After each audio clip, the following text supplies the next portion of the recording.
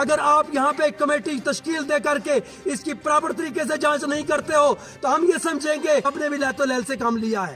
اور اگر آپ چاہتے ہیں کہ اس پریوار کو انصاف دیا جائے تو پورے طریقے سے ایک معاوضہ تیار کر کے اس پریوار کا جو نقصان قریب 1.5 کروڑ سے زیادہ کا نقصان ہوا ہے, ساری زندگی لگ جاتی ہے اپنا آشیانہ بنانے میں. اور یہ 3 پریوار جب یہاں رہ رہے تھے تو ان کی بچیوں کے زیورات اس کے اندر موجود تھے. منزلہ مکان جو ہے وہ خاک میں مل گیا.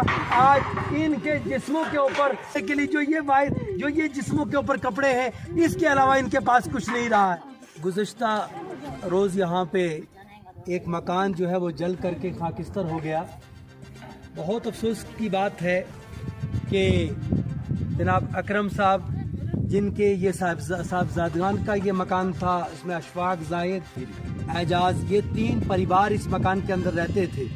جب ہم نے ایس ایچ او صاحب, ایس ڈی پی او صاحب کو فون کیا اور ایس ڈی پی او صاحب نے ایس ایچ او صاحب کو یہاں پہ بھیجا, ہم شکریہ ادا کرتے ہیں کہ ایس ایچ او صاحب نے آ کر کے پراپر ڈیوٹی اپنی پرفارم کی. لیکن جس عملہ نے آ کر کے اس مکان کی آگ کو بجھانا تھا وہ فائر سروس ڈپارٹمنٹ تھا.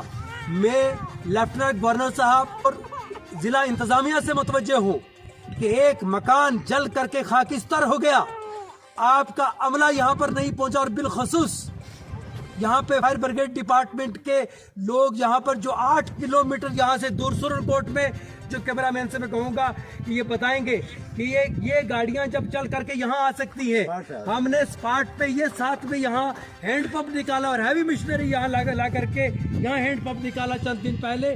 اس سڑک کے اوپر سے وہ تمام کا تمام عملہ یہاں پہ آ کر کے اپنی گاڑیوں کے ساتھ اس مکان کو بچا سکتا تھا. لیکن سورن کوٹ کا عملہ ایک دوسرے کی طرف دیکھتا رہا. ہم مینڈر بارو پہ تو شکوہ کریں گے, لیکن شکوہ اس لیے نہیں بنتا کہ وہ 40 کلومیٹر دور تھا.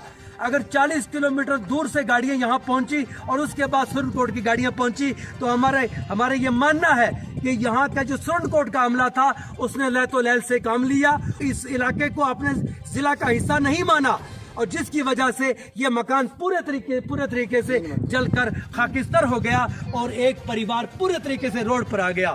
ہم اس موقع پہ کڑی مذمت کرتے ہیں پورے عملہ کی, وہ آفیسران ہو.